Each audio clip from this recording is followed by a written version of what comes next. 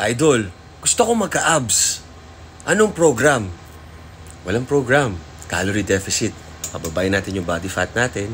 Pag bumaba na yung body fat, lilitaw na yung abs natin. Ngayon, pag nag-workout tayo, mas ma-enhance yung muscle, magkaka-blood flow, mas stimulate, lalaki yung muscle. Ganun lang. There's no secret. Disiplina ang kailangan mo. Kaya mo ba na konti ang kainin para mag-lose ng body fat? May disiplina ka ba na at least 3 times a week to everyday mag-workout ka o mag-walking? Hindi yun nabibili. Disiplina yan. Pagkatao yan. Diba? May isang salita ka ba? Kaya mo bang gawin talaga para sa abs mo? Diba? Kasi hindi yan nabibili. Walang gamot, walang magic, walang steroid na ibibigay sa'yo. Gaganda katawan mo. Wala. Ano yung calorie deficit para bumaba body fat, workout para magka-muscle, tas yung sports mo to burn calories. Walking, jogging, kahit anong gusto mo. Yun yung totoo. Kayo nang bahala kung ano.